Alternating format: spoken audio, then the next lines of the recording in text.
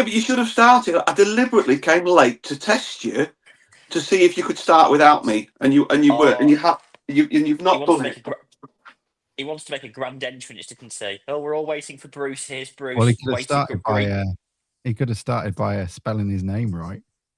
What school did you go to, Bruce? Well, what have I put? Gost. The Ghost of Christmas Past. Ghost is spelled Ghost, not G. Oh, it was a typo. It was a typo. I know my spelling's impeccable.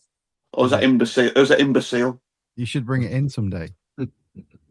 Well, it was lovely. Is that the game? Spelling test. Welcome. So I've seen Youngie today, dedicated fan who crossed the country to see his team play. Sam, dedicated fan who I saw this team play. And Bruce, who arrived late at the podcast. I've got inside intel. I knew it was off yesterday. Yeah. You were ahead of the game, weren't you, Bruce? I knew. I cancelled my seat on the minibus about 10 days ago. I just knew. No, it's no to do with the fact that we'd been shit for about 3 games, and I didn't fancy the thought of having a hangover on the first Monday back at work. You and Keely Donovan were like that, weren't you? And you're like, she was messaging going, Bruce, I'm scared for you. Don't take the trip. Did you get that? Bruce admitted to being a glory hunter. Did everyone pick that up, by the way? We had intel on this when we were in the pub, and Bruce apparently had a space booked on the minibus. I did. I don't feel like it.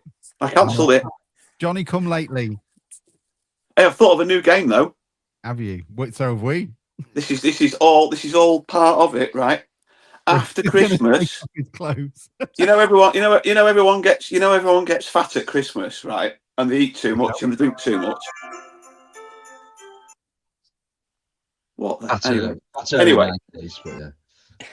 Well, what you've got to do after Christmas is you've got to you gauge how much weight you've put on by what former town shirt of yours you can get into. Oh, I'm on. In the old days, I used to only be on the Avec extra large, that one that used to be the size of a circus tent. Yeah, well, I had them in the mid-90s when you used to wear them over your jumper and you didn't wear a coat, right? But I've been in the loft, which is why I was late, and I've got a reveal for you of what town shirt I can fit into. Ooh, are you ready? Okay. I don't want saucy music or anything. Hang on. Right? Too late. Hang on. This is quite fitting on the day that I've shared the bundle, babes, isn't it? This is a throwback to happy, joyful days gone by before the PC woke brigade came in. Look, this is it, right? Right. I have managed to squeeze into, and not even squeeze, I have to say, this little number.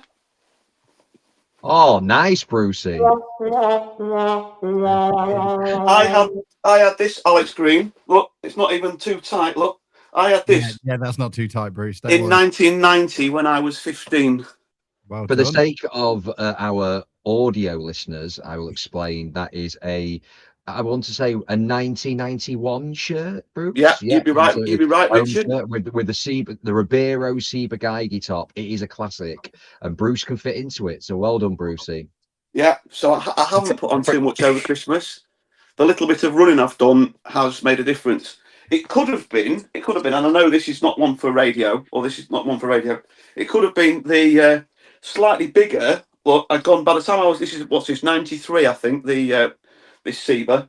It could have gone bigger like that, because by then I was already wearing it over a jumper, because you didn't wear coats when you were kids.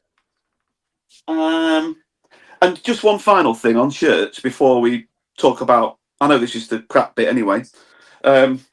Some would say. Do you ever look at a shirt? Right, we got promoted mostly in this shirt, but we also got this. This is the 97, 98, but also 96, 97. Don't you look at a shirt? I see people now. You know that shitty one with the logo with the shitty one that tore your nipples to shreds. That we released our own of in 2000 and the Jarvis shirt. 3-4. That's a relegation shirt, right? Yeah. This sadly, Clive Mendonca scored 20 goals in a season for the first time for anyone at town in ages in the Football League. But it's a relegation shirt. We got relegated in this. Yeah. I see that one. What's the one that shitty? It was a shit shirt. We got relegated in 2021 or whatever it was. That was was it 1920? Whatever it was, COVID. That was crap. I look at them. I look at them and they're just fit for putting in the toilet when the loo roll runs out, and that's it. Anyway, Happy New Year. They go funny colours to Grimsby Town shirts you leave in the back of cupboards for ages. So I've got a drawer in my room at mum and dad's, and there's some from 2005, 2006, and they go sort of cream yellow if you leave them in there for years. But you seem to have kept yours in better nick, Bruce, or is it just the lighting? My yours have gone yellow. You sure they don't put them in the dog's basket? How much does Auntie lunch smoke a week? Nothing to, when I'm next to a podcast from mum and dad's, I'll show you. They go a funny. Mine have got a funny colour in. You need to put your 2005 shirt on, Sam. See if it still fits after Christmas. Well, I tell you, so what I could start doing is show my weight loss journey and put on the ones I put on a couple of years ago, and now I look like the slightly weird people from Weight Watchers. It could be like a Russian doll kind of thing. Yeah, where you keep the shirts of Alex Green. The one that fits. Yeah, absolutely. Well, we'll go on a break later because they're all accessible. So shall I just put loads of them on and then you have to guess the year, and then I keep taking them off? Where was he? Where was he in his mid-weight phase? He's really warm in it. So is this an actual theory, Bruce? Shit shirt, shit season. Yeah, absolutely. No. I'm just saying that I look at a shirt and I think I can't see anything other than relegation when I see someone in that shirt. I'll see somebody walking down Grimsby Road to the ground in August, and they'll be in the shirt that we got relegated from the Football League in 2010, and that was sort of quite. Remember Barry Conlon one, sort of not pinstripes, but they were quite thin stripes. With white on the collars. Like that's it.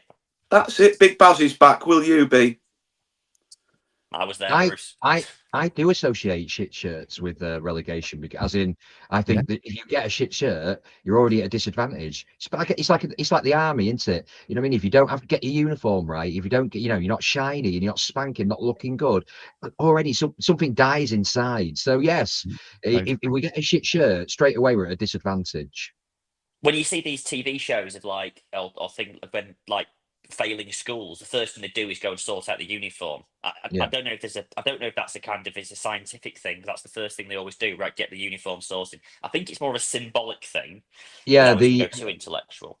That when I did school, when we were doing the secondary school visits this year, and one of the schools we went to was Whitgift, they in the last few years have become massive on uniform, like being disciplined on the uniform, and a lot of it is because basically it puts everybody on a level playing field straight away, because obviously kids get bullied for all the most random things, don't they? And like you'll know, kids of the 90s will know full well, like your shit trainers and your shit tracksuits and shell suits, whatever, if they were Knicks or high tech, something like that, you were already able to get bullied. So what you do is that you make sure that you keep the uniform standard completely standard, therefore everybody's already on a more level playing field. You're listening to Question Time. We used to in action. At Maisie's school at Humberston, they have to have the same bags, youngie. Right, well, when we were at school, 90% of the kids had a rucksack. Right, you had a rucksack, you slung your stuff in it, and then because I was at posh school, a few of them had briefcases. Right, they would walk around with briefcases. They paid attention. They did well in their exams, and they've all not got as long as I've got left on my mortgage. But some people had these hybrid bags, like a briefcase material, but it was like a doctor's bag. It was wider. Yeah. Oh, if you nicked them right, they made brilliant goalposts in the playground. Right? Yes. They didn't get wet. Like the stuff in it didn't get wet because it stood up like my rucksack. If I laid it on the floor and we were playing football, they were brilliant. Yeah, they were good. I agree with you. Sturdy. And they were the ones that if the ball hit them, it actually felt like it hit the post. And it was only when the kid came out of playtime or break time, I don't know, chess club or whatever he was at, would you notice it had gone? Yeah.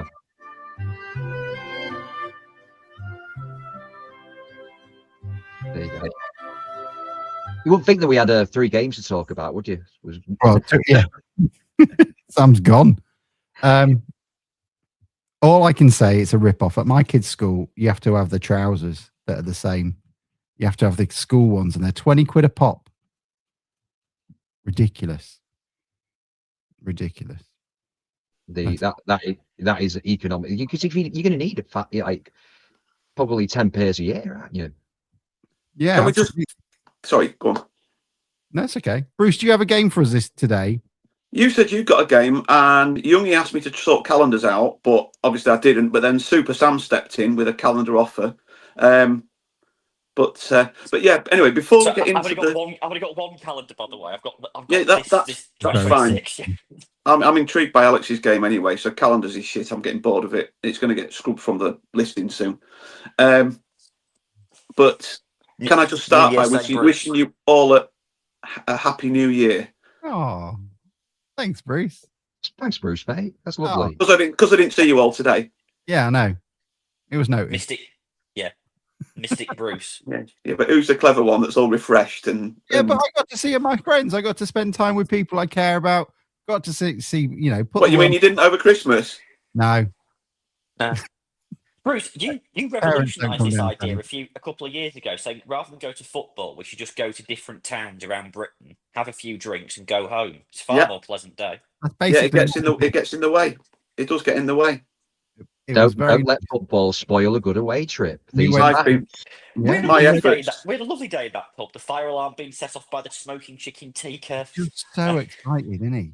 He can't let anyone else get a word in edgeways. It's like, I went to the pub. Yes, we had a lovely day.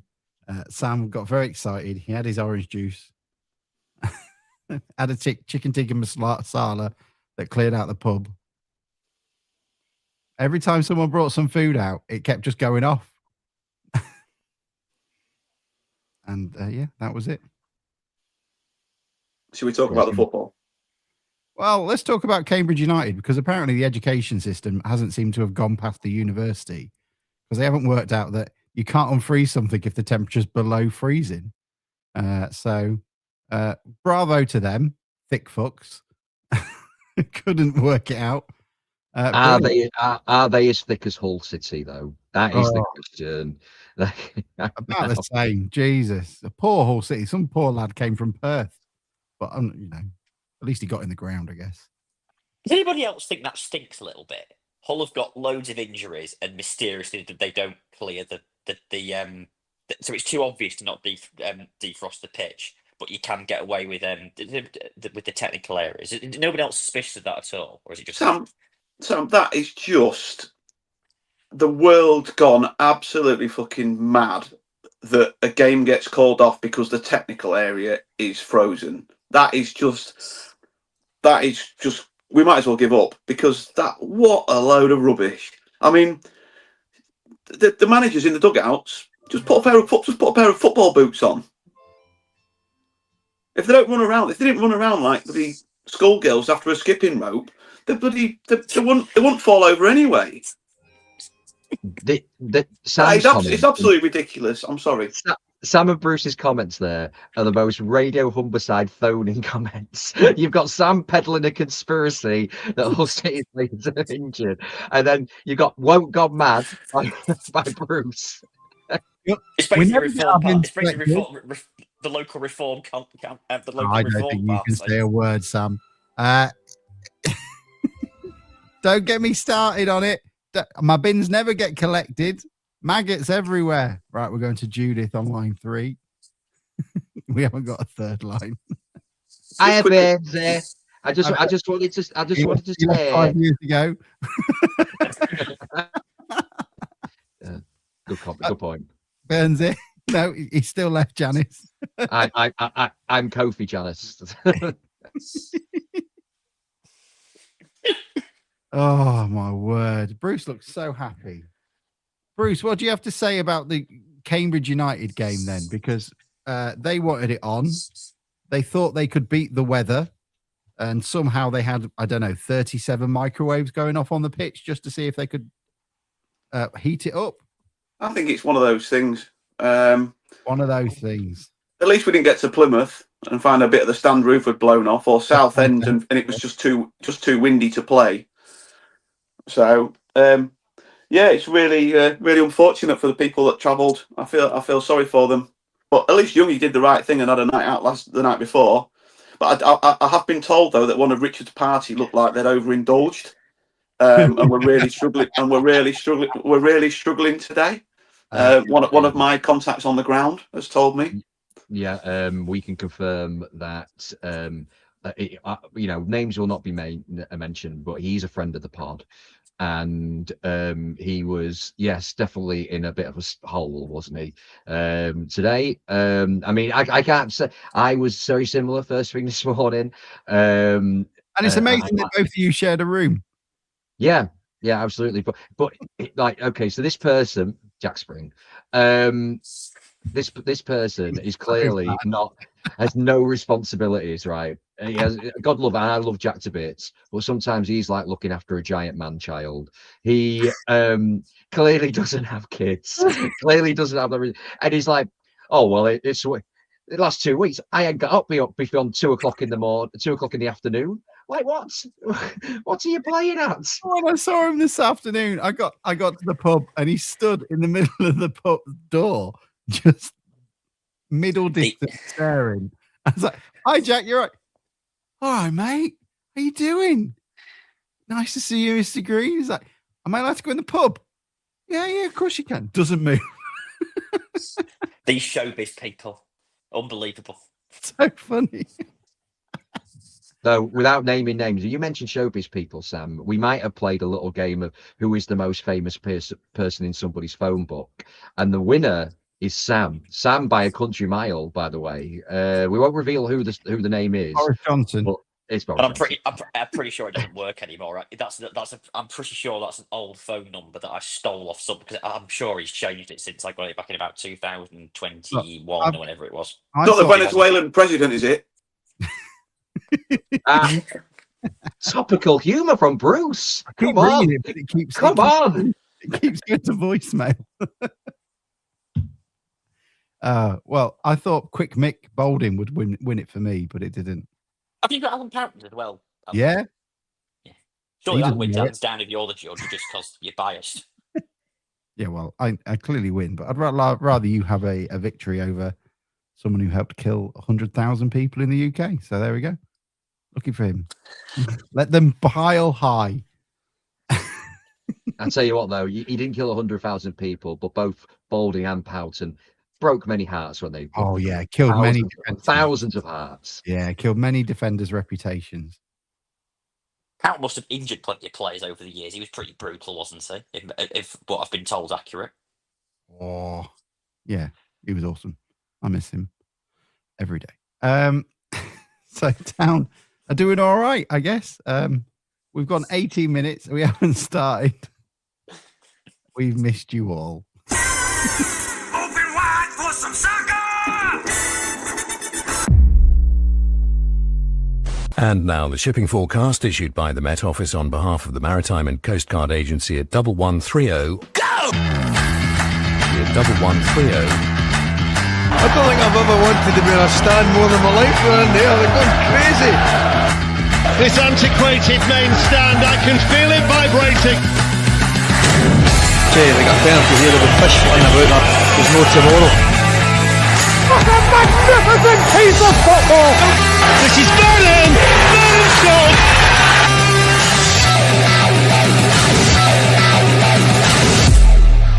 The supporters are invading the pitch because Grimsby Town have caused one of the biggest upsets in their history. Love it.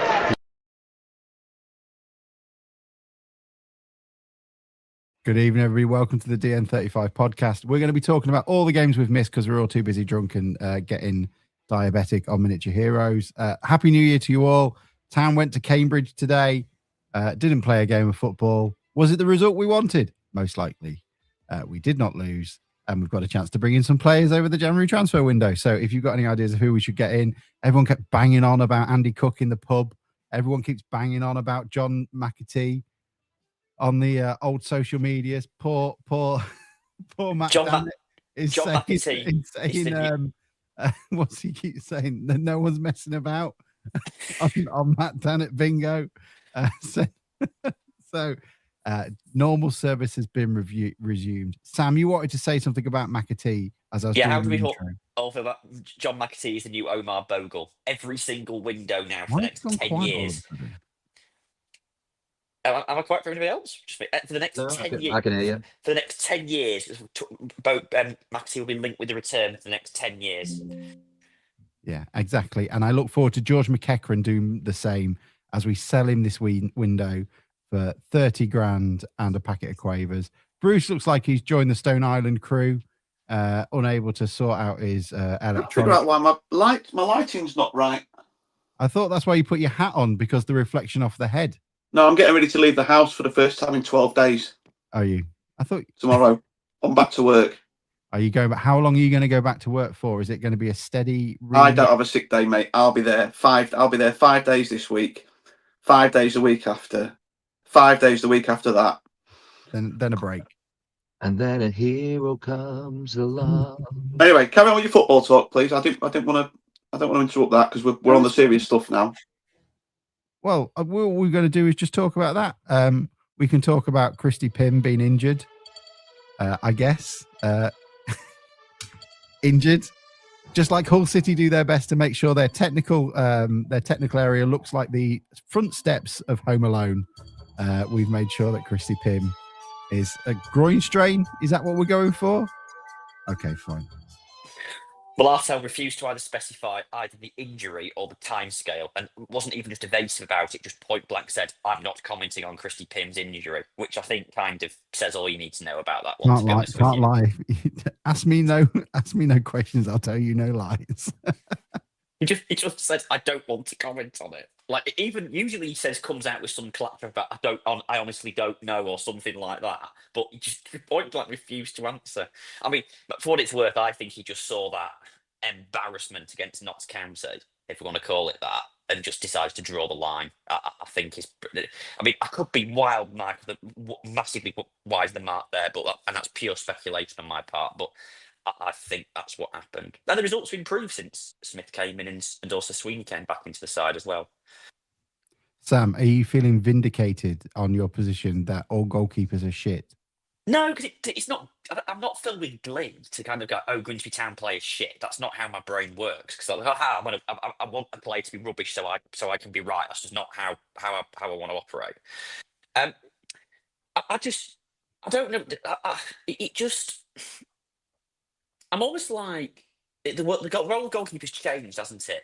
You don't see James McEwens anymore, who can't kick straight to save their lives, a bit floppy on crosses, but pull off a series of world-class saves every season. I mean, every season with McEwen, you could point to 5 or 6 games where he would make a number of saves that would win us points. And since then, we haven't had one.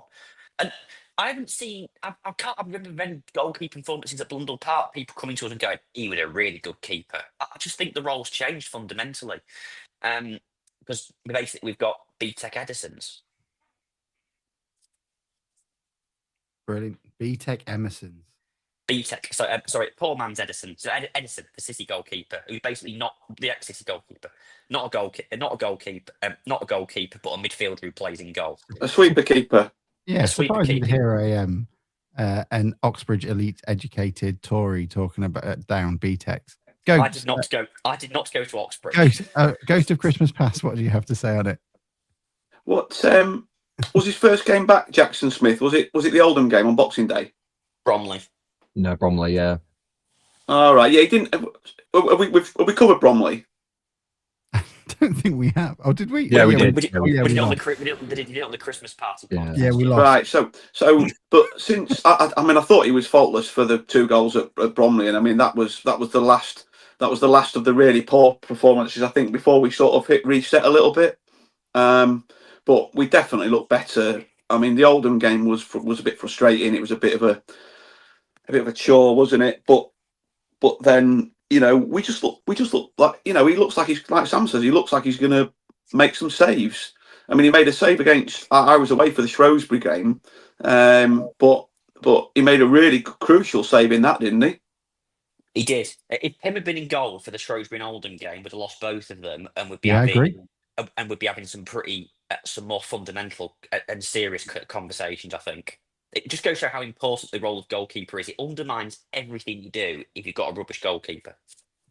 Yeah, and such a fairly not say straightforward fix, but it's the same players, the same outfield players are playing, and we've changed the keeper and we've not conceded in 3. But it's nice to have simple solutions. We all can see them. We can all talk about it. We need a right back. We need a guy up front, a big old lump. Let's not Andy Cook. We can talk about that. And a goalkeeper. You do that, and I think all the XG and all the stats, people can say whatever they want, but they're good markers and indicators of how teams perform. And I think we can all agree that the majority of the games that we've seen under this terrible run, we'd been an all right team that had performed well, and individual errors were what cost us, and that's from probably Barrow onwards until we get towards the end. Where I think the first 6 or 7 games of that 9 or 10 game run, I think, as you say, Bromley, Notts County and Bromley weren't great, but as you rightly say, and Sam and I had this conversation, I think, on Twitter yesterday or today. You talk on here. Why are you doing it on Twitter as well? I still don't, because just reactionary, isn't it? It's just anyway. Don't you worry about what me and Sam do away from the pod. We're on your time. We're on your time. Included. We're on your time now until 9 o'clock when I go. Your payment is done. I'll tell you what, you're optimistic for 9 o'clock tonight, Bruce. This is running long.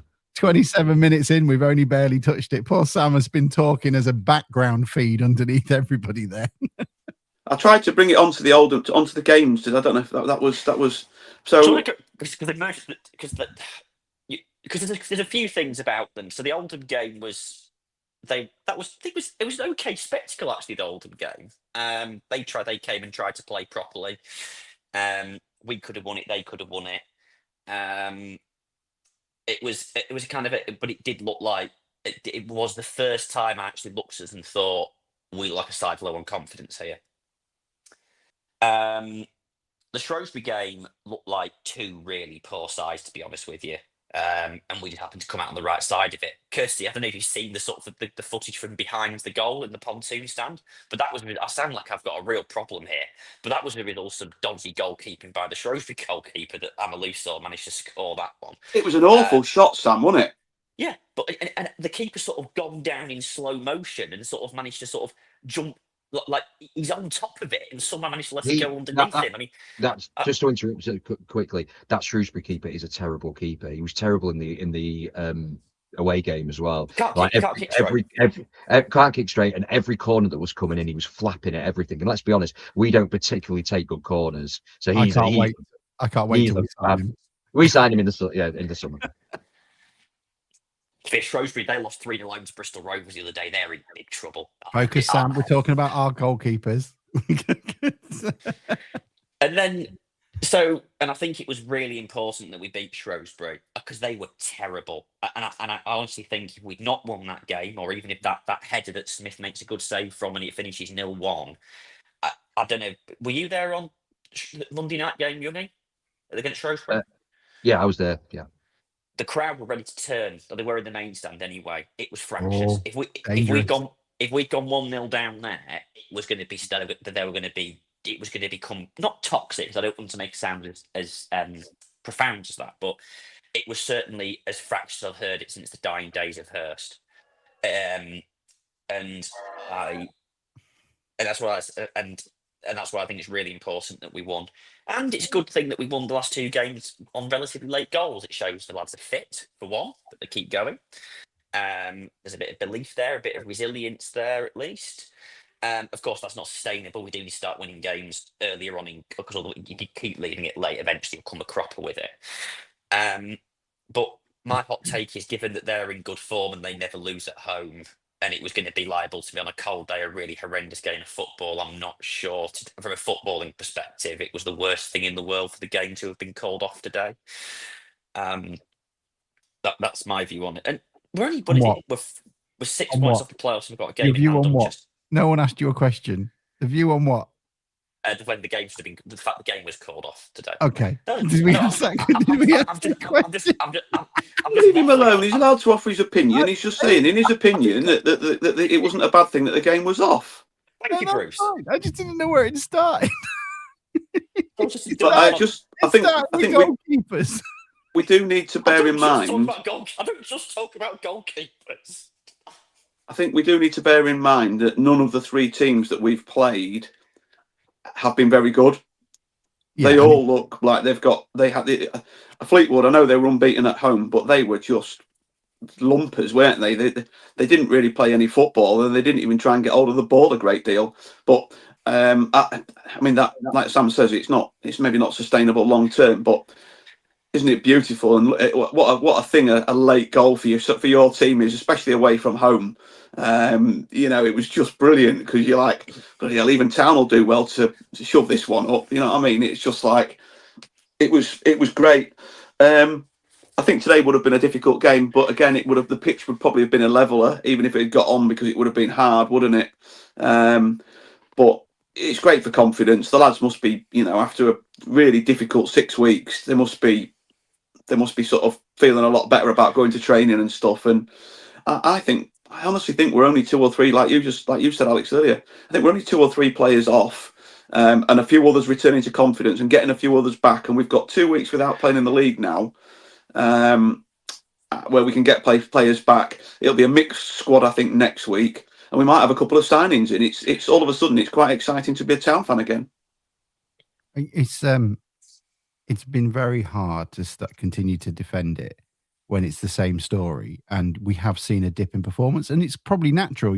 Confidence goes and people start to hesitate, and it's a quick game in which those half-second differences and that lack of fluidity, everybody knows. I mean, even people who play FIFA, if you try too hard, it doesn't work. You've got to be quite, playing piano, whatever your skill set is.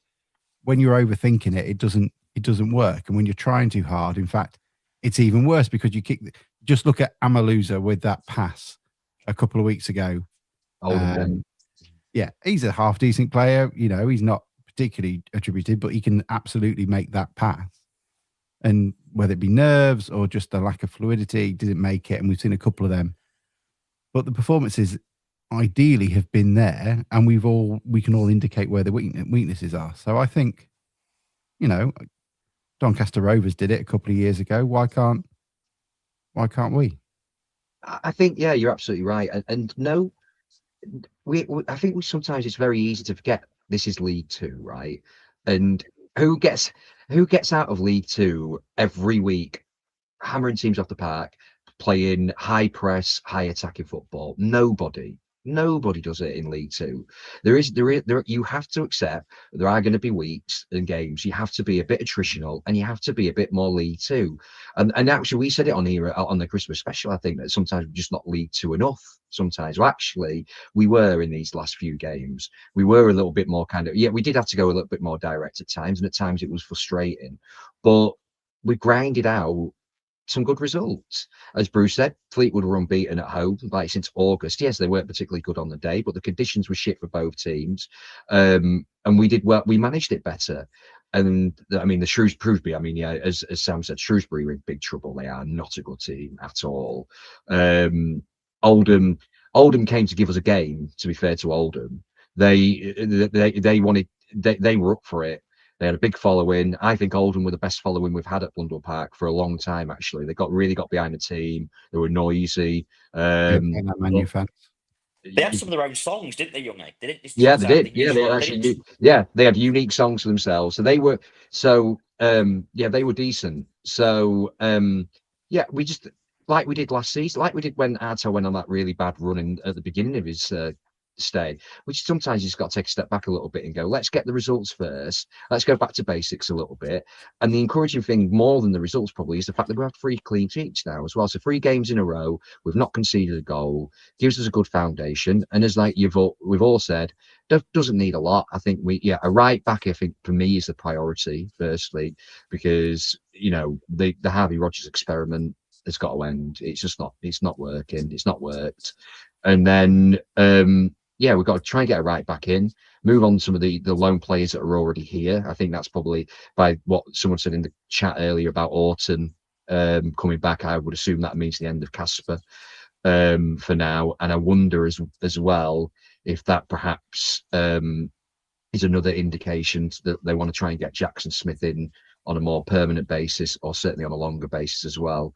So yeah, like it, it's overall, we can all come out the Christmas period and be quite happy with it. That's a good little run. We've got ourselves back into contention again. Okay, maybe a little further behind than we wanted to be, but we're giving ourselves a good chance again, and we can kick on for the final half of the season. I say won't beat Western Supermare next week, and then all of a sudden get drawn at, I don't know, Villa Park or something in the fourth round of the cup, and you've got a great day out to look forward to, and also a load and some money that you can maybe use to tempt some players to come across. I would be moderately surprised if Jackson Smith isn't a Grimsby Town player by the end of the month. I think Pim's race is run. I don't know the right back situation. He's back on keepers. I keep bringing it back, mate. Keep bringing it back. The only thing I would say about January is if we do end up losing McEachran, that is potentially a big issue. I know Touré started playing better recently, but McEachran's he's the best midfielder I've ever seen play for Town, I think, given how I can talk about his attributes if you like, but that would certainly set us back a little bit. I don't know what people's views are on, would you kind of keep him till the end of the season in the hope there's a promotion at the end of it, or would you kind of like, let's take the 25 quid now and hope for the best? That bullseye, isn't it? Do you take your bus fare home, or do you gamble? I think it just depends. I think it depends on whether or not we can line somebody up to replace him. Like I think Tory will become. I think if McEachran goes, I think Tory will become the starter in that position. He's already played the last few games, but I think there probably still has to be another player that comes in behind, like as a backup, because I don't think we've really got much depth in that position. So I think it will depend on whether or not we can get somebody in now. And look, it would be a massive loss to us. And if we've got promotion ambitions, are then promotion ambitions worth less than, say, 25k or 50k that we might get for selling McEachran now? I'm not sure they are. But if he wants to go, there's not really a lot you can do. You don't want to keep an unhappy McEachran who's then out of form and you lose free at the end of the summer anyway. So, especially he'd rumoured, a little whisper I heard was that he wants to go back down south. I mean, that'll obviously really annoy you when he signs with Mansfield next season. But what were you going to say, Bruce? I was just going to say, if he like you've said, if it's a difficult one, isn't it? But I think it's about the money as well, what we get. But is his stock? We've done this before with players, and I mean, he's a good player. Don't get me wrong, but we've not conceded many goals because he plays defensive midfield. We don't get assists from him, and he doesn't score. And he's not stopped us conceding, and we've given away quite a lot of shots. Yes, they should have been saved, but quite a lot of the shots we've conceded are from outside the area. So are we? Is he irreplaceable? I'm not sure that he is. he's a good player. Don't get me wrong. He's a good player, but I don't think he's going to go to a side any higher than probably mid-table in the division above. Because he can do that if you watch him. Because I've deliberately watched him because you see McEachran because he can run a game of football. If you look at, say, Kieran Green, right? Take him, or I don't know, Evan Curry's another example of this. When the ball comes to them, they have to take a touch, control it, look up, and then work out what they're going to do with it. George McEachran, when the ball's coming to him, he knows exactly where the ball's going before it's even reached him, and that is just gold dust at that level. He's like working; his brain works faster than anybody else's. Do you think his teammates let him down here? I think he's on a different wavelength from everybody else, yes. Because look how quickly he can move the ball. And the other thing, he can receive passes on his right foot and play them on his left. There are so few people at this level who can do that, which makes him gold dust. Look, I think we're probably over talking his position at times, but yes, he's pretty decent. He's a good clockwork. He's a good engine to have. But if I'm thinking about he might get crucial passes this season, they're not coming from him. They're coming from someone like Burns Like the crucial passes to split defenses open aren't coming from him at the moment. I think he's not at the same level he was last season. I think that's contributed to the poor form we've seen recently. I think Torre is a good replacement, and I think the club have done really well to put that into play already. But I would keep him until the end of the season. He's worth more to us than 100 grand or whatever. I don't think we'd get 100 grand, but no chance we get six figures. Yeah. No way. So for 50 grand, it seems silly to waste the last half of the season where, let's be entirely honest, Bromley are top of the league. This is a really shit League Two. You have got the best opportunity we've ever had to get out of it. Why would you spunk that away on 50 grand? Yeah. And also, he might get. We've seen players leave in January. He could quite likely take the decision out of our hands and say, "I'm going to wait and see in the summer." Yeah. He just because I don't know, Burton Albion come in for him, or somebody from down south that's Wickham, just because one of them two come in for him. If I was him, I would wait and see. There's a lot more business done in the summer. This might be a conversation that we're wasting, really. And then he might you're right. resign, and then we might get and whilst sign a new contract.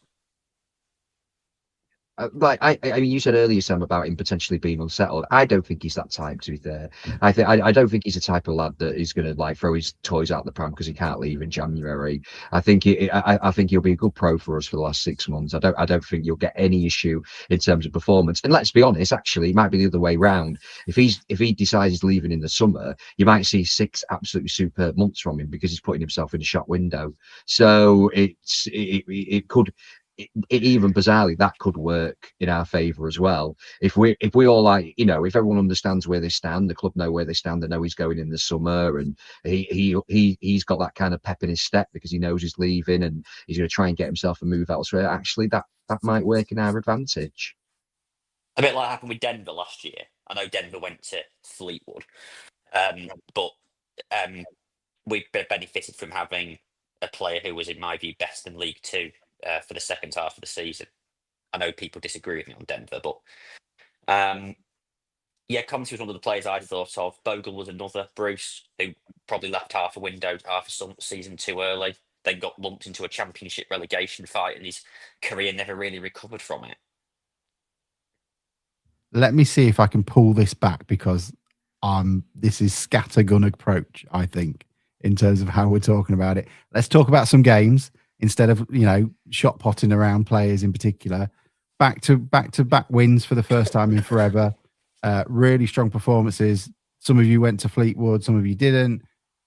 What were your thoughts on that game in particular, to give us an idea of how you think we've responded? Because personally, those 2 wins couldn't be much better. A Pete Wild side in pretty shit conditions, last minute winner is always going to give everybody a bit of a confidence boost. They were easy games. We also indicated the Shrewsbury game, which we didn't take a win from, which I was disappointed about because they look terrible, and look, National League bound. We did identify that this is a good opportunity to start pulling things through, and was probably going to save the team from a pretty awful run that might have seen Artel put on some really strong pressure. What did we make of the Fleetwood performance?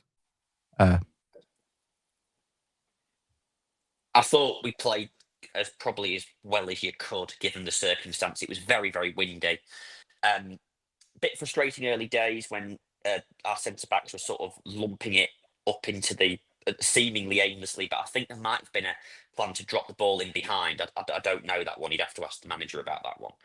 But we managed to get. We were definitely worthy winners on the day, but it was a poor game in terrible conditions, won by one moment of outstanding quality with that cross of Darragh Burns. And Bruce already alluded to the fact how much he would have liked to be in that away end when the winner went in. By the way, is that the first time we'd ever scored at Fleetwood, let alone won? Or did we score there years ago in the conference? Liam Hearn scored in the two. It was 2-1. The Jamie Vardy game. The Jamie Vardy after the evening. Yeah, it was a pretty It's the sort of result that I think I put this on Twitter, that the sort of game we've made a habit of losing or not winning in recent weeks. And all of a sudden we managed to grind out a win, and as Youngie says, we were a bit more League Two. Bruce, what did you make of it? I finally got a town sticker. And I think Sam's pretty much summed it up. Really, it was a battling performance. It wasn't pretty, but I thought the tone was set quite early on, wasn't it? When their keeper took a goal kick in the first half and it bounced on our 18-yard line, and Jackson Smith had to watch it go over his crossbar. That showed just literally how strong the wind was. It had the potential, didn't it, to be like, I mean, you talked about the Bromley game, and we talked about taking too long. You know, at 1-0, I think it was, or at 0-0 even, Cabia had a great chance at Bromley, and just took an age to get a shot away. And then you go to the first half at Fleetwood, and Soonsup Bell, who I think has done okay in the last couple of games up there on his own, puts a chance wide, that drags a chance wide with the keeper stationary, that really he should have scored once he got there. I think it was about the only bit of real quality in the first half. Green played the ball through to him, and he should have done better. He should have scored. But I hope we stick with him, because I think, you know, he needs a run of games. And as I've harped on about more times than you lot will care to remember, there's nowhere for them to get match practice anymore. You know, there's no reserve football. So he's got to wait for his chance and then get the 10 minutes or the 15 minutes. So I hope we do. If we're going to play with him, I hope we stick with him and give him a run of games, and we don't just bring Cabia straight back in. I mean, I'd like to see both of them on the pitch at times. I think that would be good to see. But at the minute, we look like we're going to stick with one or the other down the middle. But yeah, I thought it was a good performance, settled by a really, really good goal that was nice to see. And you know, it was pleasant on the eye to, you know, a header in front of the town fans. You don't get much better than that. No, and yeah, I agree with you on Soonsup Bell, Bruce. I think he's done well in the 2 games that he started. Yes, he's very. He doesn't in that position. He's always going to look at. And the same with Cabia. Looks isolated at times, but actually I thought he led the line quite well. He gave defenders a real he was making the defenders at least think a little bit, yeah, he should have done better with that 1-to-1, shouldn't he, that he dragged wide. But that little turn of pace that he had there, I was quite excited actually. It was like, oh, he did really well to get beyond his man, get a touch beyond him, and get a shot away. So yeah, I think he's giving himself some credit in the bank. I thought Corey's looked better back in the team again. I thought Corey was really struggling in that run. When I ever saw Corey on the pitch, I was like, oh god, he's having a bit of a stinker. But in these few games he's played, he's looked more like his old self again. Someone mentioned on there Kieran Green as well. I think he's struggling a little bit at the moment. He was really struggling at Fleetwood, I thought, towards the end, especially. You know, he couldn't get a pass away. Everything he was doing was he just looked like he was really struggling. Or maybe a week or so off he could do with that. Maybe it might be worth maybe benching him for the Western Supermere game and just give him a bit of a break. But no, yeah, 2 good results. Like I said, Shrewsbury were awful, but we got through it. We got through Fleetwood, and yeah, we can suddenly kind of breathe a little bit easier now, can't we? It's an interesting one. How quickly sort of this sort of age of the season, if we'd have played Cambridge today, that's sort of 4 games in 12 or something ridiculous like that. You've just got to try and get through these games as best you possibly can. And the football is never the best of quality you'll play all season usually, but it's a good opportunity to start pulling some runs together. And if we can start making those signatures, I'm a bit disappointed. I mean, it's the 4th of January, so I'm probably been a bit rude, but I think we all know where the weaknesses are in the team. I'd have expected, given the support and the numbers behind the curtain, I would have expected changes to have been out to start being put forward. You know, Jackson Smith is a good keeper for now. You know, is that permanent? If so, why has that not been done prior to the window opening? We knew it's been an awful keeping situation. And the same with the guy up front. I know they sometimes can be a bit more difficult to land, but you've had close seasons. My feeling there, and I could be completely wide of the mark, is that I think that they might be trying to move Pim on. Yeah, and I think is he not just too busy flogging his insurance? Well, yeah, he loves he loves an Instagram story insurance, doesn't he? But Or, if all credit to the guy, and you do feel sorry for him in terms of his, but maybe a little less time flogging insurance on social media, a little bit more time down the gym, on the training pitch, might not be the worst keeper statistically in the league. yeah, I wonder if that is going to be the thing. If they can move Pim on, then, or even come to an agreement like where they let him go for nothing or whatever it may be, that then they'll bring in Jackson Smith. I don't think it's a coincidence that Orton's been bought back. I think that's probably means that Casper's out the door for now. So yeah, I think that's probably why. I by the sound of it, what Artel was saying in his post match the other day, they want Jackson Smith on a more permanent basis. And he seems to enjoy it here, so that can't be a bad thing. It's nice to have a keeper with a bit of personality. I think we've already talked about it, but personally for me, get the keeper in, get a right back in, get another guy up front. We'll talk about Andy Cook in a second, but then you've also got 5 lone spaces there where you should be looking for quick, fast wingers who are trying to improve themselves to be the sort of replacements when Vernam and Burns and everybody needs a bit of a break. And bit of energy and a bit of running around. You get your Lucas in and your Barringtons and the like. And I think you've got 5 people there that can make it into it. But the other 3, they're just taking up a hotel room at the moment. Get Eccleston back, Casper back, and do you know what? I've even forgotten who the other bloody bloke is. Clark Adua. Adua. Oh yeah, Adua. There you go. Yeah. Who will go down in Grimsby Town history for being registered late to the Manchester United game and then missing a penalty. Can I just say something with this guy called Elliot? Apologies. Why is everyone expecting Gardner to come back and hit the ground running? He made 1 start because of injuries and played well. He's suddenly the missing piece because he's not playing. I kind of agree.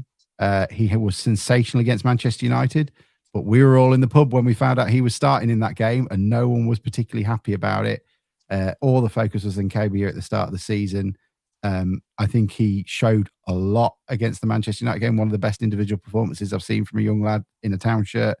Was phenomenal, but he is not the answer to our strikers, in my opinion, to our forward worries. He's another piece, and please don't put that sort of pressure on the guy to be the solution. He's your 3rd or 4th striker, isn't he? He's not. He comes in when KB's, because KB works very hard as well and runs himself out of steam. He's the lad to bring on when KB's at 60, 70 minutes run himself into the ground, come on and with some fresh legs. He's not. We're not getting promoted this season with Cam Gardner starting the last 20 games of the season. That might be the case in 3 years' time, Bruce. but at the moment it just isn't. Yeah, Bruce. I was just going to say 2 things. The Gardner thing. I think it's the old adage, isn't it? If he's good enough, he'll play. And if he plays and he scores goals, then he'll stay in the team. But I think holding your hopes on him at his age is too much. Just going back to what you were saying a few minutes ago about Green not being at his best. I can't remember who said it, and there was a couple of comments on the chat. I think he's not at his best, but I think we're a poorer team when he doesn't play. So I think that we need, who's the alternatives to the central midfielder of the 3 that gets forward, that's going to get in the box, because we play with wingers, 1 down the middle. So we're expecting the winger on the opposite. If the ball's down the left-hand side, we're expecting Burns or Amaluza to be at the back post, and you want your centre forward in the box, and you need another body in there, and you get a player that's going to get in there. Walker usually replaces him, doesn't he? Walker, if it's not Green, it's usually Walker in that role. I don't know. Jamie Walker does not get around the pitch like Kieran Green does. He doesn't cover the same distance that Kieran Green does. So if we're saying, we're talking about players that we need, maybe an attacking central midfielder is maybe one to look at on the loans or something like that, because even when Green's not his best, I think the team misses his presence all over the pitch when he's not playing. I think we look like we don't get about the pitch. There's not somebody running into the channels for the ball all the time like he does. And I don't think at the moment, with his goal return and the way that I've seen him with chances, that Evan Corey is that player at the moment. So I think we maybe need somebody that's going to be an alternative to Green in an ideal world, we're not going to get everybody, we're not going to get everything, but I think that is a position that we perhaps need a goal scoring central midfielder when Green's not available, because he is getting 6 or 7, 8 goals a season now, which is not bad. Yeah, I absolutely agree, Bruce. I think you've made a real good point there, and I'd have expected someone more salient to make that sort of point. But really good point. Really impressed. Yeah. So One you thing, do you want Paul Groves on, but basically, Bruce, is that what you say? Sort of I like think everything needs Paul a, Groves. a midfielder What who we makes, a like, Paul Groves, or going back further, a Sean Cunnington, even a Jim Dobbin that would score sensational goals from outside the area. I wouldn't get in the box in the same way, but would score from outside the area. or in my generation, Diz, sort of a midfielder Yeah, Disley. who would basically get beyond the strikers and arrive late into the box. Those runs are horrendously difficult to track and score 10 goals a season and important goals. It's Disley. It's Paul Bolland. Okay, let's stop naming shiter midfielders. Who's named a shite midfielder? You just said Paul Bolland. You went from Bolland. Sean Cunnington to Paul Bolland. Yeah, but Sam was talking about in the 21st century. Town are shite compared to what they were 30 years ago. That callback needs like a gradient warning. Must enter low gear now. Yeah, but poor old Sam hasn't seen the riches. Sam's seen the poor, hasn't he? And me and Youngie and you have seen the riches. Yeah. Craig Disney stands alone as like he's the best. Probably if he played in the conference, he's the best midfielder we've ever had. And he was loyal. I've seen. Yeah, he was loyal as well. And he was a good player. Okay, well, let's move on. But I'm getting. Poor old Sam. Sam's the big bloody wildebeest going to in the desert in Africa or something, and the bloody gets there and it's a bloody mirage and the lake's dry. Well, if you had a little bit more focus on the podcast instead of wandering off and continually going back to that oasis with a sign that says goalkeepers on it, and when he gets there, there's no water there. This is the point of the podcast, and it wanders off in different directions. I must have missed the memo on this. We've become structured. You haven't seen the script that Alex sent out, Sam, have you? Yeah, exactly. No, I've not had a script. I've not had a script or any direction in the 5 or 6 years that I've known him, mate. We're not going to start getting them now. You want the script? My God, I think we're probably underplaying the amount of importance that a right back might be. We've talked about every other position, but Harvey Rodgers is the person that I always see with the ball in attacking positions, and you can treasure his effort, and he never gives up, but he is not a ball playing footballer. And I think if you can find a right back of any sort of quality in the positions that he finds himself in, we will be far more successful. Yes, Youngie. Yeah, I mean, my love for Harvey Rodgers obviously is downplayed on this podcast. I agree with you. He gets, like, I've said this previously. Positionally, Harvey Rodgers is very good. Always gets himself into good attacking positions. That is not the problem. The problem is that the play breaks down a lot of the time when it gets to Harvey Rodgers. Now, someone's mentioned here GTFC TV. When we haven't talked about it, actually, we should mention the fact that Jaden Sweeney has come back in the team on the left and made a huge difference straight away. Made a difference to the defence and given us option in midfield. And obviously that shows you. And it helps Vernon. So a good quality fullback can do to your attacking options in modern football is something that is really not probably talked about enough. So yes, there is. I think a right back has to be a priority. I think it's the number one priority personally over a striker. So I think that's got to be sorted first. How many different aliases is that Mike McMahon coming through on? I've seen at least 3 different email addresses. Is there someone pretending to be our Mike? Yeah, Doug. Thinking that they'll get that you'll read their messages out. Look, they're coming through on different. It's like it's not really me, boss. It's not. Thanks. It's not. Yeah, but the problem is, Bruce, you've grassed us in there because what basically Mike's not doing the pod anymore. What is happening is that instead he's going on six different accounts. He's doing on to 6 different accounts to give our numbers a boost. And now you've grassed him in. For God's sake, Bruce. He's also typing to me as we speak. We'll have to get him on the pod. We've got to get him on the pod. He seems quite He seems quite sort of enthusiastic about Town, doesn't he, this lad? He seems very enthusiastic. I think. Hang on, let me just find a comment that's not. We've talked before about Rodgers, though, haven't we? I mean, I feel a bit sorry for Harvey Rodgers because he's not a right back, is he? Who? By trade. He suffers from basically people. He really struggled right when Artel first came in and he was playing centre half with Niall Maher at the time. Who? And Rodgers, and he really struggled in that first, and I think that sort of stuck with people how much he struggled in the first when he first came in. Yeah, he wasn't very good. And even though he's improved since quite a lot actually, people still have a bit of a downer on him in my view. Sam, you know that game that you and I talk about at Bradford under Hurst, where we conceded a late equaliser in a one all. Sky. That Harvey Rodgers was at centre back in that game, wasn't he?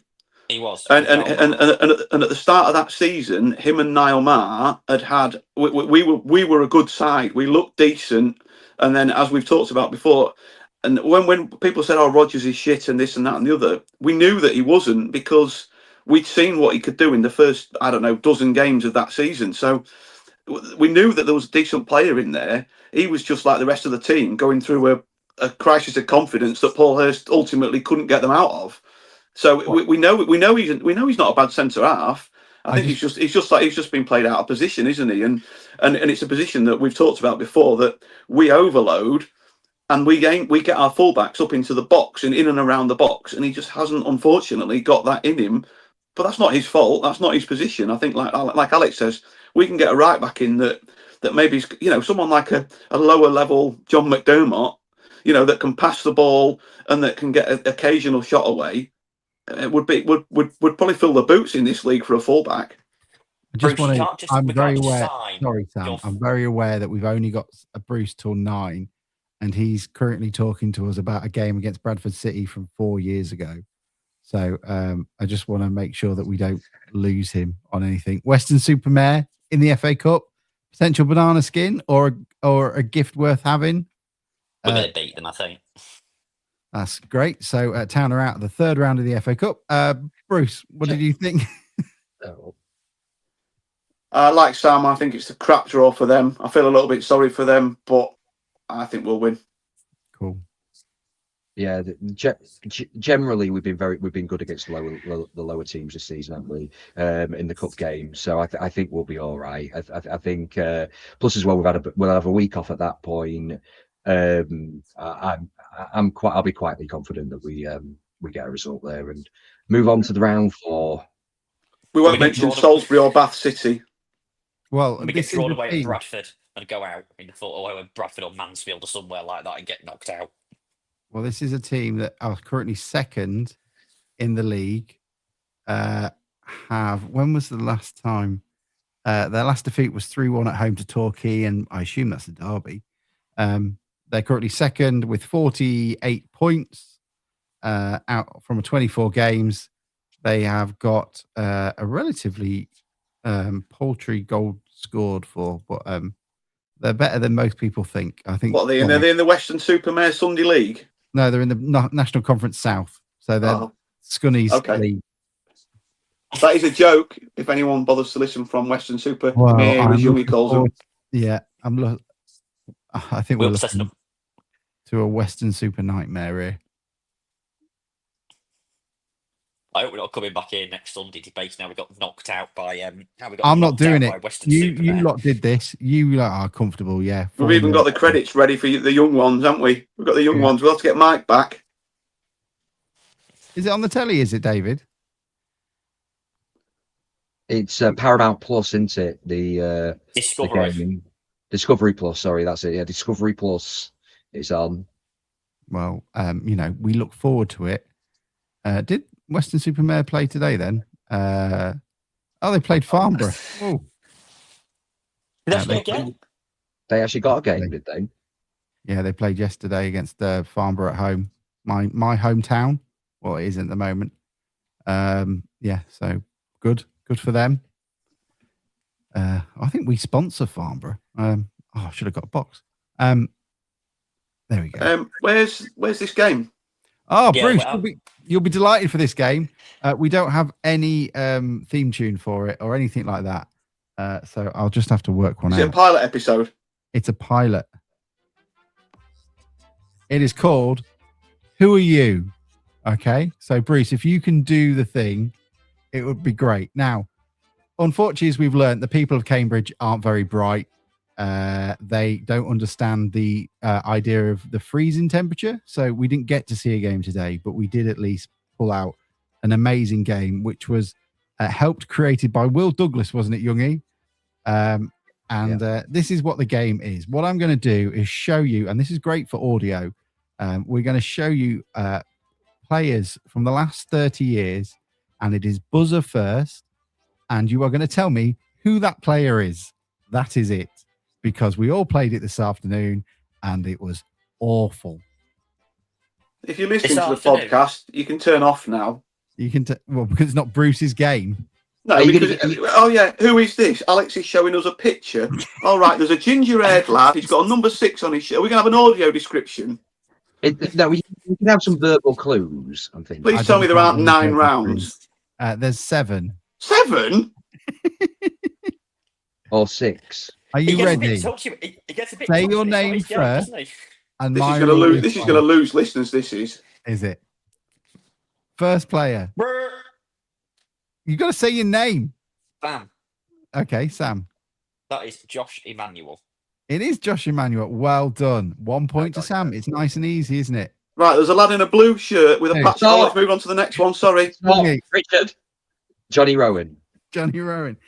Bruce not doing very well at this game so far. I don't care. Do you not? Next one. Oh. Signed last season and played for us last season. We were speaking about him earlier. God, what's his name? Richard Lewis Cass. Wrong, Youngie. Youngie is out of the game. I know. What's his bloody name? Oh, I know it. I've got it now. Matty Carson. Sam got it right. Well done. Matty Carson, who played for us last season. Right, there's a lad, for those listening, there's a lad in a black and white shirt with a smile on his face, pictured at Cheapside. That's going to really nail it down. He's got his arms folded and a watch on. Has he got a watch on? Yeah, it looks like a watch. Right, next one. Are we ready? Played for Town. Do the audio description, Bruce. He's wearing a non-town shirt. Looks like a Mansfield Town shirt.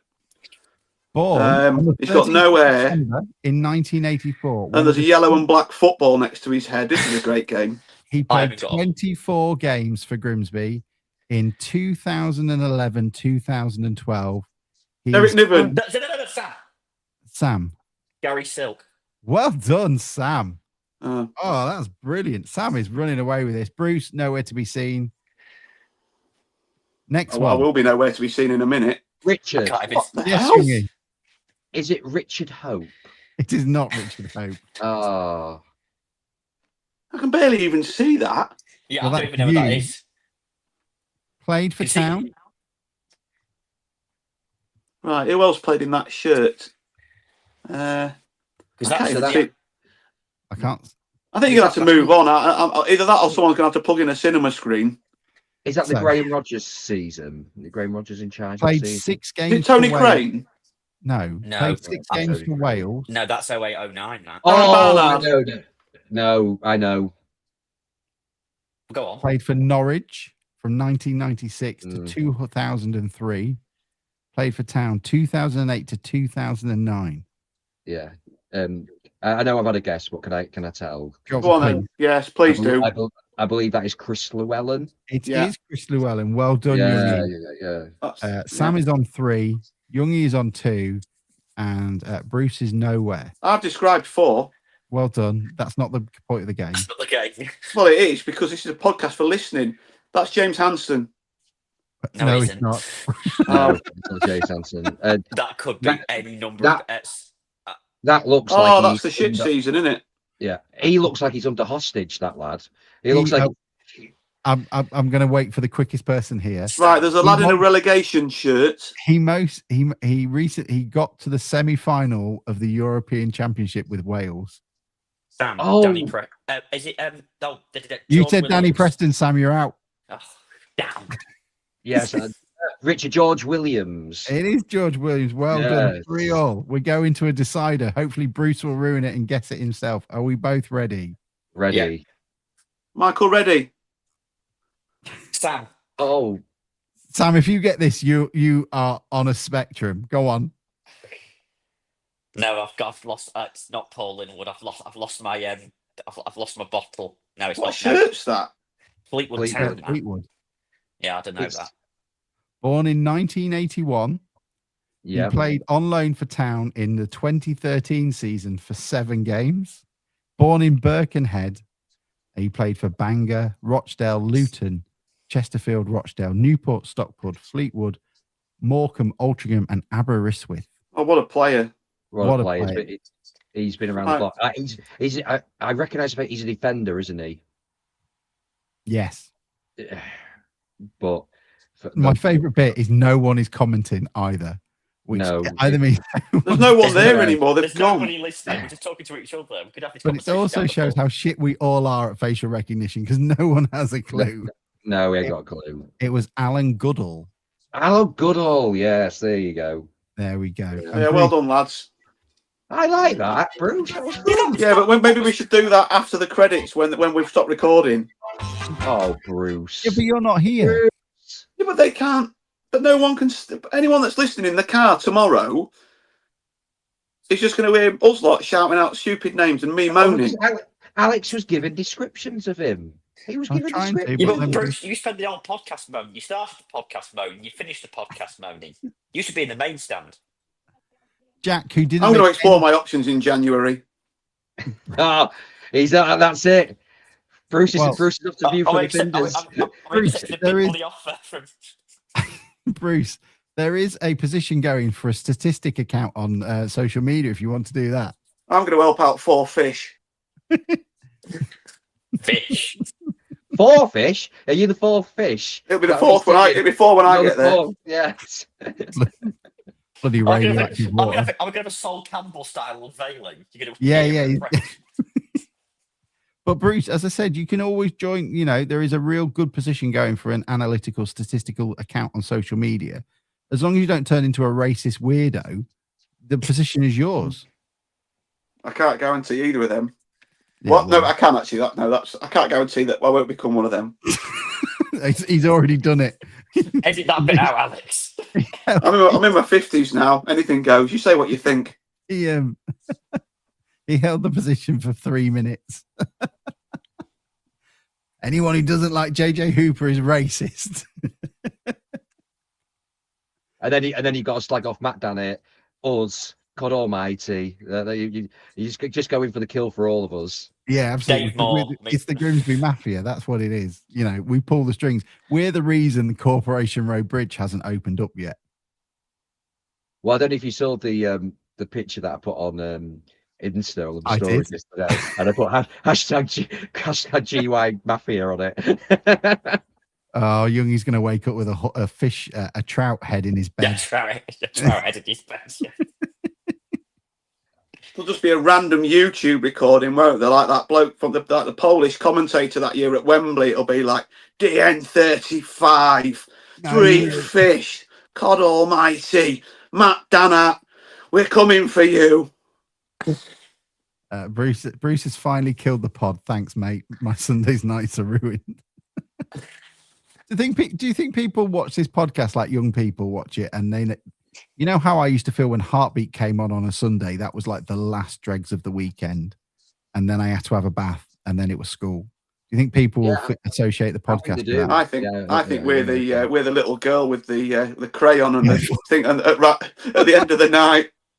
This one. Anyone that's still awake when we come on absolutely should be in bed. Sam, The test card. Where the test card? Sam sat on Bruce's lap with a clown mask on. Now you have moved the conversation on. I don't want to go back to work tomorrow. Mike says nobody watches this podcast. We think it's Mike. It might not be.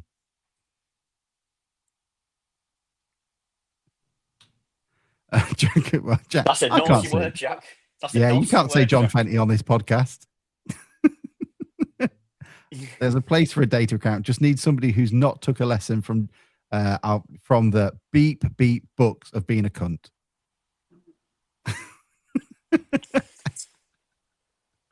Is it home time? It is not home time, Bruce. We're going all night. Cricket doesn't start for another hour and 45 Yeah, minutes. we're gonna run into the cricket, Bruce. Are we Yeah, just hang doing on. it till the transfer window closes? Yeah, we're just gonna like Sky Sports News. Yeah, you're gonna get a breaking news story. Matt You'll Davitt's just get tweet- tomorrow for 3 hours while I'm at work. You'll just get an empty room in here. Matt, we've lost out on another player.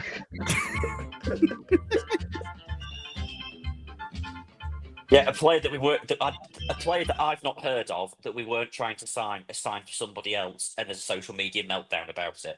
That sort of It's thing. all the people underneath it that are going, our data analysis. In the transfer window though, I genuinely have no idea who anyone else has signed. How do you find out what who other clubs have signed? What I do is I- I wait for Matt Dannett to tweet about it and say Chesterfield aren't hanging about, and then. Yeah, but how do you know who Chesterfield has signed? I don't. Maybe I need to unblock the other clubs. You do it, Bruce. The first podcast of every season, we have to tell you who we've signed. You don't even know who we've signed, let alone Bruce. who. Thanks, Sam. You are right. You are right. Bruce, can you have a look on your phone and tell me what football clubs you've blocked? I haven't actually blocked. I can tell you who I've blocked though. Hang on a minute. Oh, this might get. I might need to be careful with this though. Hang on. Let's have a look. Right, I'll tell you who I've blocked. Okay, go on. I'm just turning the camera off so I can take you off there. Yeah, Right. anonymity. That'll help you, Bruce. Oh, Jesus Christ. This could be right. Oh, There might be people on here that follow me on anything. Body hang on. Blue Rovers. I'll I've tell got- you who the podcast is blocked. I've got to go into settings. Lincoln City, they blocked us, didn't they? Yeah, but they came back again. They're now run by normal people, and they've been annoyingly successful. Makes me sick. I don't think I can. How do you see that? Oh, hang on. Apps connected. Delegate. I should work in IT, me. I thought you did. Oh, privacy and safety. Is that it? Is in here? Yeah, I'd be in there. Mute and block. Blocked account. 81 blocked accounts I've got. Go on then. No, these aren't town ones though. Hang on. I've blocked plenty of town accounts. Someone called Harry Paul. I don't know if he's a town fan. No, he's a betting. Actually, I haven't come across any. Oh, someone called Rob Howard. I've only blocked 4 accounts. Artel's Cartel. I've blocked 4 accounts. Mendonca's Left Peg. Remember him? Yeah, only one is a town fan. And I think they blocked me first. Oh, Patrick Schumacher. Oh yeah, I've muted Geisley. GTFC 1878. This is very good, this Bruce. I'm trying to share the. Andrew McMenemy. Don't know why. I'm apologies if anybody's not an idiot. I've Bruce, Oh, Mendonca's right peg now. Remember that Grimsby Town parody account? I've blocked that. Yeah. This is a parody account. Marcus Topicking. MJ the Goat. Can I just say, if anybody is listening to this, you need to get a life. We're literally. I've blocked Piers Morgan. Good. Well done, Bruce. Yeah, that's I've good. blocked Piers Brosnan. Radcliffe FC. Don't know what they did. Kieran Riley. Tell you what, I know why Radcliffe And the FC will Sun. have been blocked by you, because they will have used GTFC as a hashtag at some point when they played Gainsborough Trinity or Grantham Town. Yes, that is exactly what it is. Yeah. Yeah, and I blocked the Sun. Well done. I also blocked All Quiet on the Western Front. McDonca's Reg Peg. Grimsby Town Football Club by Shah Jaweed. Not a clue. Yeah. That was Bruce's version of the Epstein list, wasn't it? That really was, wasn't it? People were scared to I did skip know through who- a couple. I did skip through a couple that I wasn't sure of. Yeah, well, you know what it's like, Bruce. I'm going to get filled in by somebody with a pie and a pint at the next game, aren't I? Oh, in the old days, Bruce, those pints. Somebody will those be smashing me pints in the face with one of Kenny violent. Meach's pies. Gonna be Those funny, pies that. were violent back in the day. They were tough. You got hit over the head of them, you were getting Oh, yeah. concussion. As long as it's one before at the start of the game and not one of the half-time ones. How much is half season ticket? I think we should get a couple of seats for the podcast. I have already got one. Yeah, but I can come sit next to you. You can have mine then. What if we 100 quid? You come sit next to Maisie at the game. She moans less than I do. Really? Dad, You shut up. shock me. Shock me. She moans at my moaning. Says I'm dead negative. Are you dead You negative? are. Well, I've seen, like I said earlier, I've seen John Cockerell and Sean Cunnington strutting the stuff in the middle of midfield and Paul Groves. Now I'm watching bloody players who I can't even bloody remember a week later when they've left. Isn't George McEachran great? I miss No, he's not even in my top 10 midfielders. Yeah. This is the thing, isn't it? Happy New Year, everyone. Sam's waxing lyrical. He's the best player he's ever seen, and I'm sat there thinking, but he's Stacey Caldicott that runs rings round him. Yeah, do you know what? Stacey Caldicott was the last rat off the ship, wasn't he? That's a bad description. He hung around and stuck. He was loyal to the cause. You jumped on me quickly there. He was a nice bloke, Stacey Caldicott. I'm not saying fucking hell. He's not a rat. He is not a rat.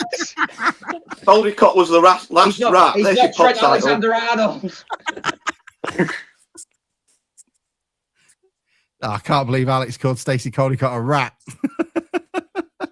What a way to end the first podcast of 2026. He was the last decent player off the ship, wasn't he?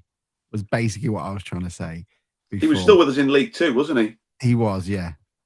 Do you know what? It's not cheap. 286 quid for a half season. No, it isn't.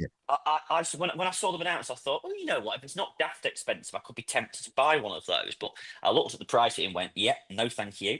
One of Maisie's friends was talking about it in the pub. They'd looked at it as a family, and he said if he bought a half season ticket, it was going to save him 40 quid. Which is a game and a half that you can't be asked to go to. It's not worth it. And then you would feel obliged. That's why I got rid of mine, because you feel obliged to use it. You've got it. You feel like you've got to go.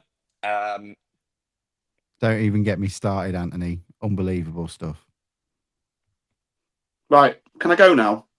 Yeah. Are you currently filling in a 22-minute overclocking? I'll be putting overtime in. I know. It's okay. You can put it in. How much is nothing times 22? I don't know. Let me think about that. I'll tell you next week. I'll work it out. Do you expect any movement in the transfer window this week, Bruce? No. Fair enough. Youngie, do you expect anything? Not before the FA Cup, no. Unless maybe a loan signing that hasn't played in the cup this season. But I certainly think if there's no say it was Andy Cook on loan, what's the point of paying him a week's wages when you can't play in the FA Cup? Yeah, true. That's a good point. Sam? Yeah, I was thinking we might have signed somebody, but then given that point you only just made, now I doubt it. I mean, maybe you'll get a new loan signing in. Can Smith play next week, by the way? Yeah. The only thing that might affect that.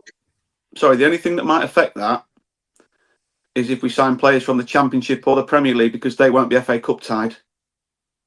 Unless they've been on loan somewhere else in the first half. So if we get like that lad that scored for Fulham today, he can play, can't he? Because he hasn't played in the Cup. Any suggestions on a title for the pod would be great before we just drop off air. Caldicott the Rat. Caldicott the Rat, yeah. Richard's saying means I have to face Stacey Calderat. Stacey Calderat. No. Why couldn't we have Stacey Caldicott and Gavin Holohan in the same team? Everybody loves clean sheets. Like your bed sheets. Play on words. Can't get enough of clean sheets. Is this how the mind works? Just to answer that question about Jackson Smith, by the way, he has not played in the FA Cup this season, so he wouldn't be cup tied. It'd be down to whether or not Barnsley give him permission to play. Yeah. Otherwise, Seb Alton will be playing against Western Supermare next week. Hello, buddy. You all right? Oh, the dog wants to go out. Yeah, our sorry. cue? Is that our cue? If the dog wants to go out. Is that? Sorry, Youngie, what did you want? Oh, well, do you know what? It was lovely to see you two earlier in the pub. Well worth driving that extra 20 minutes when the game got called off. Cambridge United, do some fucking science lessons, will you? Jesus Christ. Yeah. And Bruce, great to see you. You look wonderful in your tight spandex shirt. I didn't know they did that as a bicycle shirt. That look. I haven't put on that much over Christmas. I tell you, I bought. I've even got town shorts on, but I think these are relegation ones. Don't need to. Open wide for some soccer! And now the shipping forecast issued by the Met Office on behalf of the Maritime and Coast Guard Agency at 1130. Go! At 1130. I don't think I've ever wanted to be in a stand more than my life around here. They're going crazy. This antiquated main stand, I can feel it vibrating. Say, they got a penalty here, there'll be fish flying about that. There's no tomorrow. What a magnificent piece of football! This is Vernon! Vernon scored!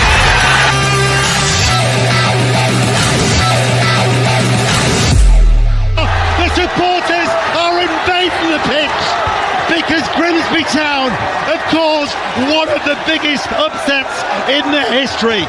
Love it.